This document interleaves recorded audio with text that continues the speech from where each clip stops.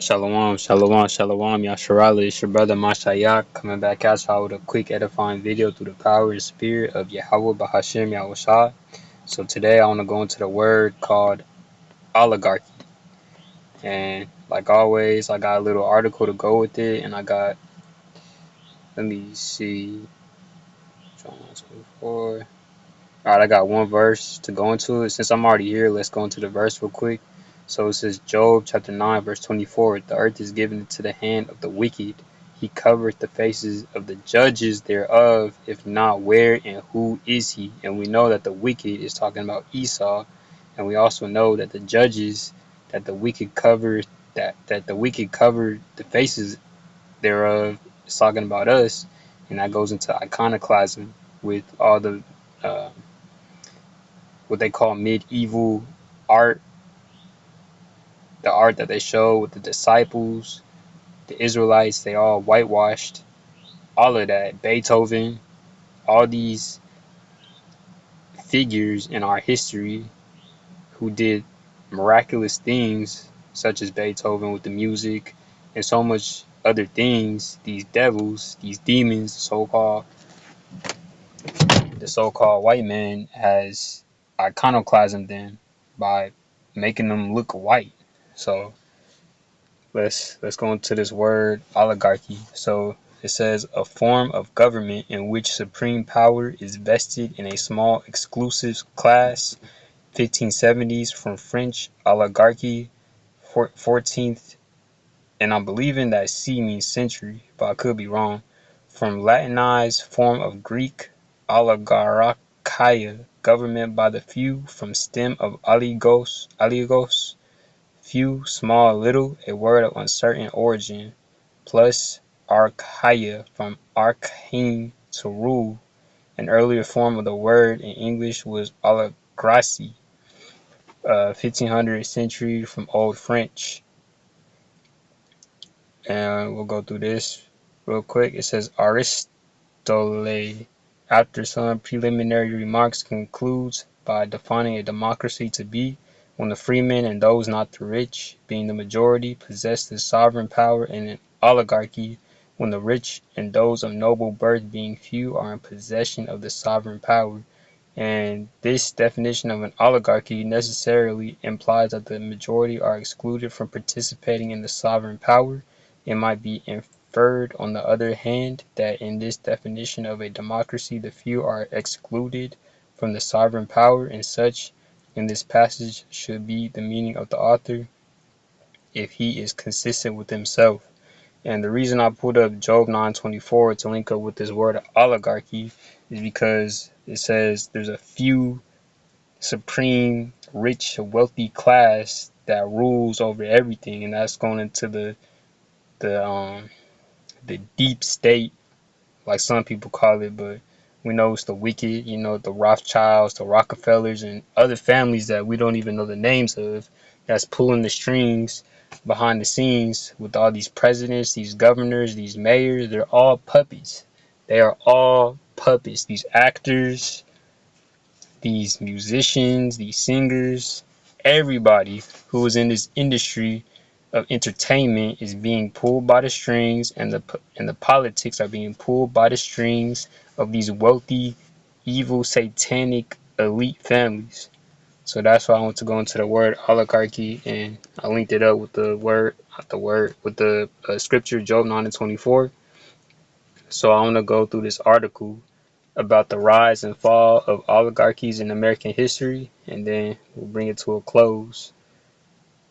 So it says American history is marked by the rise and fall of oligarchies, periods when power and wealth concentrated in the hands of a small elite.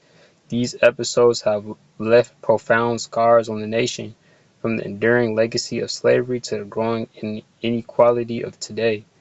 Understanding these historical patterns is crucial to recognizing the signs of a potential third oligarchy and taking action to preserve a just and equitable society. The first oligarchy, the founding fathers and the seeds of inequality. And I hate the title that they gave these devils, called the founding fathers.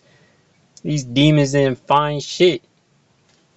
They did not find this country. They didn't find nothing. They raped Slaki. I'm getting hyped up. They raped, robbed, and murdered our people. But I hate when they say the founding fathers, like they just found this vast, lush, plentiful land and then rape, rob, and murder anything and act like nobody was here. All right, let's continue. It says the founding fathers and the seeds of inequality. It says the American Revolution, through heralded as a fight for liberty, was also rooted in an oligarchy structure. Many founding fathers were wealthy landowners and slaveholders, reflecting the deeply unequal society they helped to shape. Economic. I'm not going to read all three of these definitions. I'm going to just say the words: economic inequality, racial inequality, political exclusion. The second oligarchy, the Gilded Age and the rise of robber barons. The late 19th century saw the emergence of a new oligarchy during the Gilead Age. Industrial titans like Andrew Carnegie, John D. Rockefeller, and J. P. Morgan built vast fortunes through ruthless business practices, exploitation of labor, political corruption, growing inequality. And it says the consequences of oligarch rule, war, and instability.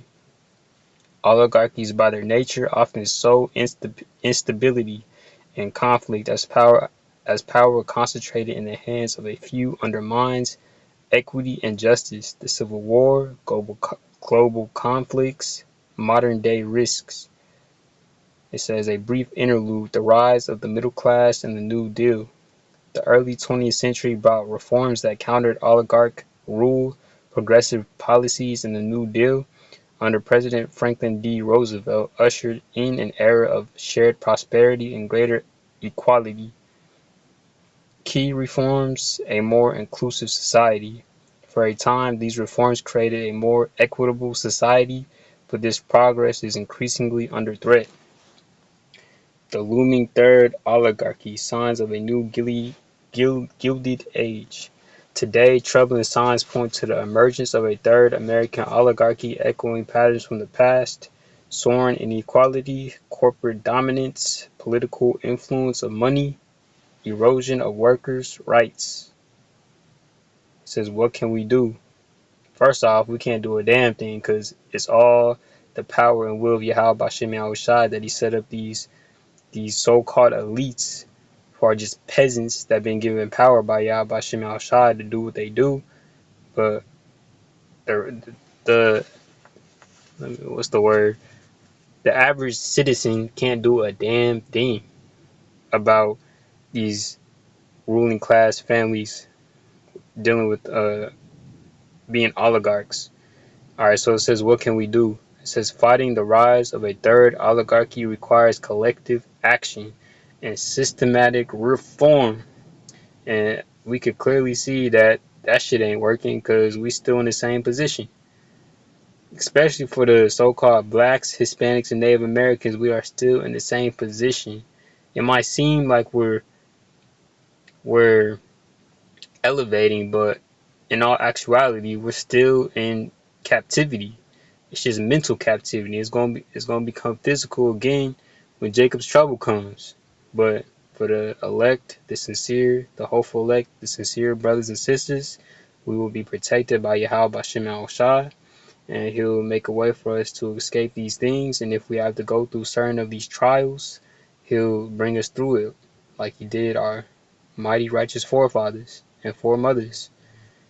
And it says, what can we do? Fighting the rise of a third oligarchy requires collective action and systematic reform, grassroots activism, political engagement, unionization, progressive taxation, antitrust enforcement. And none of that is going to work or do a damn thing. And it says, the conclusion: the history of American oligarchy serves as a cautionary tale. Concentrated wealth and power threaten democracy, deepen inequality, and breed instability. By recognizing these patterns and taking action, Americans can prevent the rise of a third oligarchy and work toward a more just, an equitable future. The time to act is now. And like I said, that ain't gonna do a damn thing. But with that, Yashara, I pray that y'all brothers and sisters were edified with this quick lesson that I went into. I want to give all praises, honor, and glory to Yahweh Bahashem Yahushua. And with that, Shalom.